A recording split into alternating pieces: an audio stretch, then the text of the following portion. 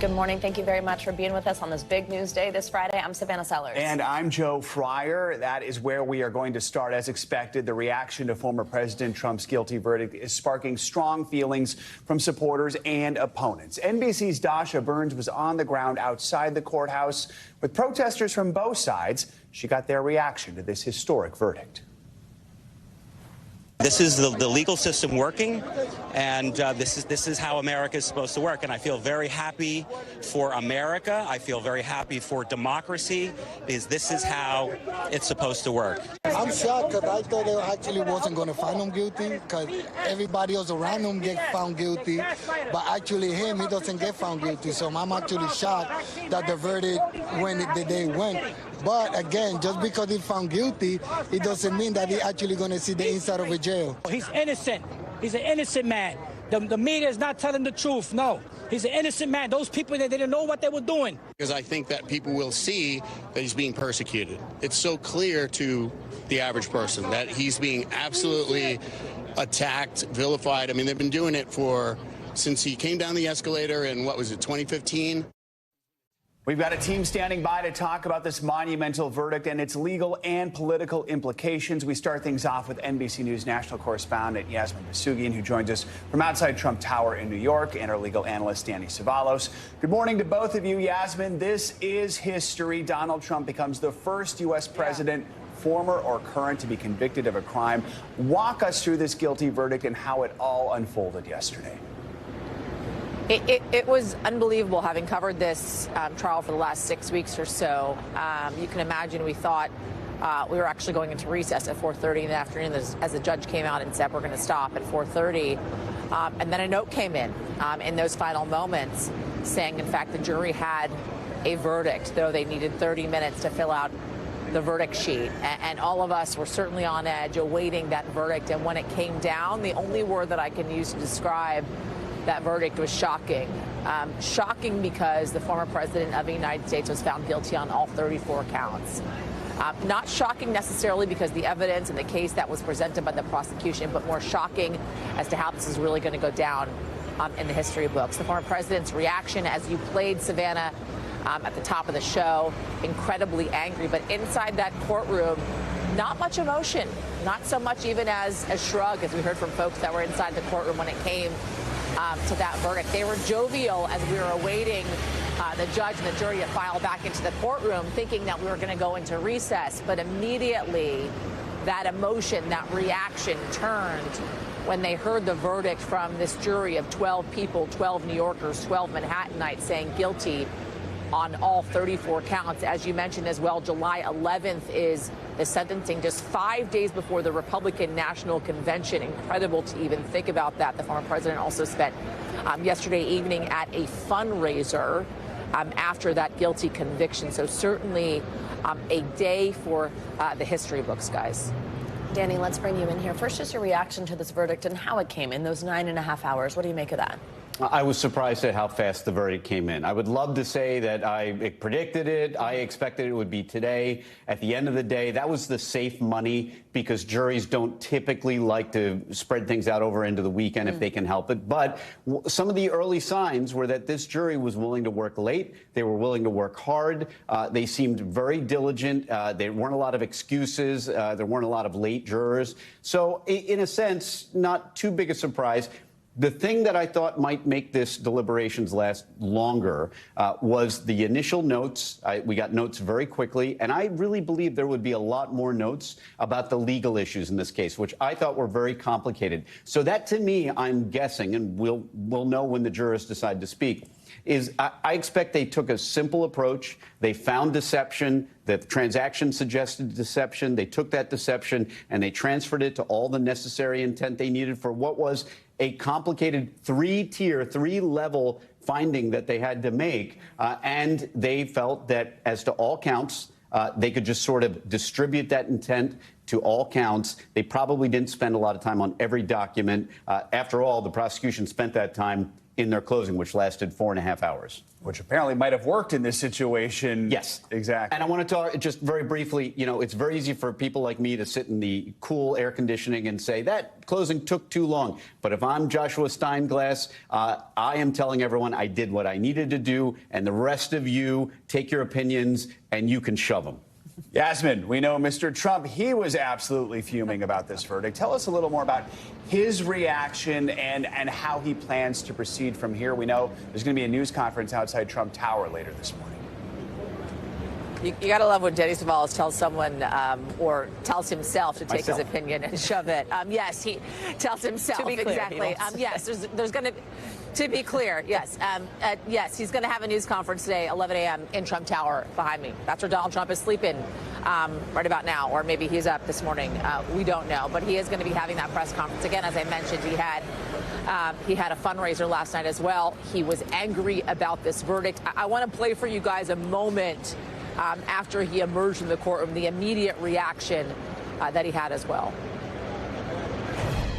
This was a rigged, disgraceful trial. But the real verdict is going to be November 5th by the people. And they know what happened here. I'm a very innocent man. And it's okay. I'm fighting for our country. I'm fighting for our Constitution. But this was a rigged decision right from day one with a conflicted judge who should have never been allowed to try this case. And numerous social media posts as well, one of which in which the former president just put out there, rigged. Hearing from Todd Blanche as well, his attorney who you saw standing behind the former president as he made those statements last night. He was kind of making the rounds on the cable networks yesterday evening, say he felt in his soul the former president was not guilty, but in fact the jury decided the opposite of that. I imagine the president is certainly going to be, the former president I should say, is going to be hitting the campaign trail. Remember, he is the Republican presumptive nominee for president. Again, the convention will happen just 5 days after that sentencing on July 11th. Really incredible to think about that span of a week when in fact he will be sentenced, could possibly be facing up to 4 years in prison as the most. And the least, probation, and 5 days later possibly accepting the nomination for President of the United States in the run-up to November, guys. Danny, you were just talking about how maybe the length of the closing argument from the prosecution really did have an impact here, the level of detail. I'm not sure it ever really boils down to something this simple, but just looking at this from a legal aspect, do you see this as a case where the defense's case wasn't strong enough and the prosecution's was so strong, their evidence was so strong? How would you kind of split their performance? Sometimes as a defense attorney, you have a case that, and the term that we use is a dead bang loser. You know it's a loser and the client just wants to go to trial. That was not this case. And that's evidenced by the fact that the Manhattan DA's office, at least according to a book written by a former prosecutor, struggled to define or to figure out a theory of reliability in this case. They commissioned an outside law firm to tell them whether or not what their theory was even a crime. So that tells us that this was anybody's game. It really was. This was a defensible case. In other words, this was a case that you could have gotten a not guilty. But as we saw, the jury came back with a resounding victory for the prosecution. So I don't think it was any clear-cut winner. Nobody knew for sure until the jury came back in with their verdict. So this was really anyone's game until we got the announcement. Trump has not been successful in court, civil or criminal now. He keeps losing these big cases. Do you get the impression he has much of a voice in his defense, and might that be harming him in some ways? Very much so. Number one, I think Todd Blanche confirmed what we all suspected last night when he was making the circuit on the interviews, that Trump was very involved. Nothing wrong with a client being involved. It's good for a client to be involved, but a client can be too involved. And criminal defense attorneys will tell you that sometimes a client's over-involvement during a trial can really mess up their case. For example, if it's true that Donald Trump pushed for them to argue that he did not have sex with Stormy Daniels, that was a misstep because it was an issue that did not need to be raised. Stormy Daniels' cross-examination could have been 3 minutes. It could have been, are you a member of the Trump organization? Do you handle any of their bookkeeping? No, I don't. Thank you very much. Sit down, and that's it. Instead, by fighting the whole sex angle, or did you have sex, did you have dinner, everything else, now the jury is reminded over and over again what a cad that Donald Trump is, what a slimy engagement this whole thing, this whole seedy affair was. And they focus on that. And that's the kind of thing that the defense arguably brought in some bad character evidence about their own client. But don't get me wrong. The Stormy Daniels testimony may be a strong ground for appeal. It may have been just too prejudicial, even if you could argue that the defense to some degree opened the door. Sentencing scheduled for July 11th. Walk us through the options there, what the judge is thinking about, and then also just pointing out, as we mentioned, that Trump is holding this press conference at 11 a.m. today. That's while this judge is still making this decision. What do you think about that?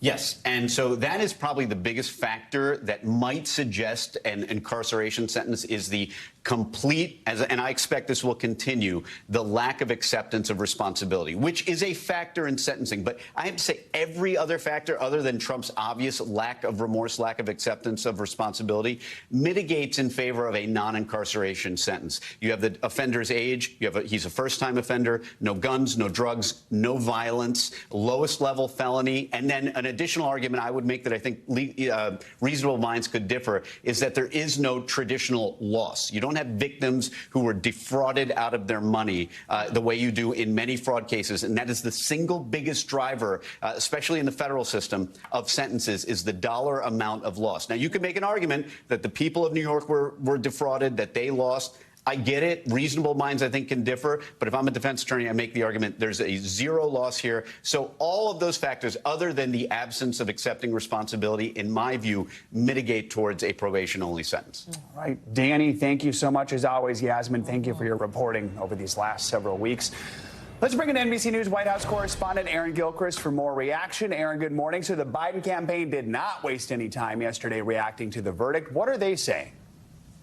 Well, Joe, we heard from the Biden campaign within minutes of that verdict coming down. We did not hear from President Biden himself, and there's a very high likelihood that we won't hear him hold any sort of formal commenting on this verdict there in New York. The Biden campaign put out a statement that started with saying that no one is above the law. He says that's what we saw. Michael Tyler, the campaign spokesperson, said that's what we saw in New York yesterday. He went on to say that that the campaign is going to stay on message, really. They believe that former President Trump is a threat to democracy. And that's the point that they tried to drive home, both with the statement that they put out yesterday and with the fundraising efforts they made as a result of this verdict coming down. There were requests that went out to campaign supporters and campaign donors asking for more donations. We also heard a very short statement from the White House, from the White House counsel's office yesterday, saying that we respect the rule of law and we have no additional comment. Joe, Savannah? Aaron, so the campaign began fundraising after the verdict was read. Is that kind of a signal of the president's strategy going forward here? How does this trial, this verdict, impact what we think we'll see from him? So we know that the campaign in the month of June plans to pivot in a sort of way. Their position is that they want to be more aggressive against the former president now that the trial is over, that the trial was something that really sort of sucked up all the oxygen in the political universe over the last several weeks. The Biden campaign has had some struggle with trying to break through the news cycle. Now that the campaign's behind them, now that the trial is behind them, the campaign does intend to ramp up its commentary about the former president and what they believe will be the challenges for a second Trump administration. Not necessarily to beat him over the head with this verdict. We don't know whether there'll be a constant effort to use the term convicted felon when talking about the former president, but the campaign does intend to talk more about what Donald Trump did during his term in office and what they believe is at stake going into the November election, Savannah and Joe. And we do have to remember, these two are going head-to-head soon. Biden and Trump slated to take part in their first debate less than a month from now in Atlanta. It obviously depends on what the moderators are going to ask, but how much, Aaron, do we expect this verdict to play a role in the debate?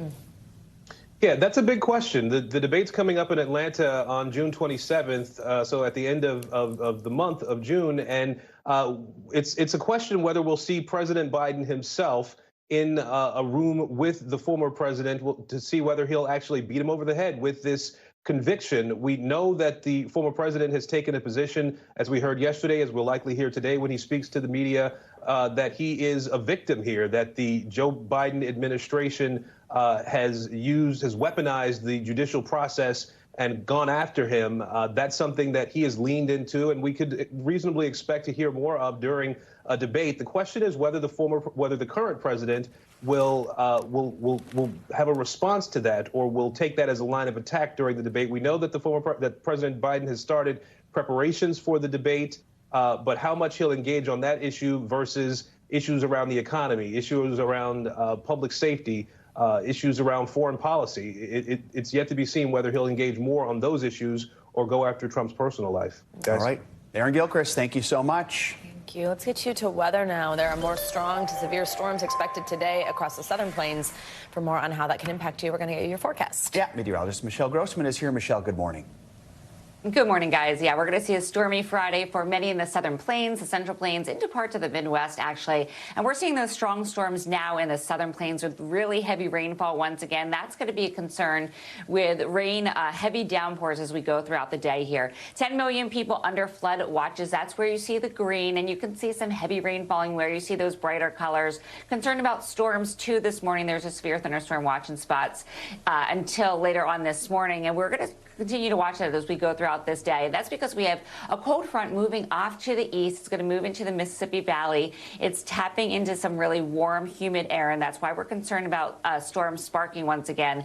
Best chance for severe storms will be in Texas, also Louisiana, so from the southern plains across the Gulf Coast, but we could see some heavy rain even into the Midwest, seeing some storms there as well. So this is going to stretch pretty far.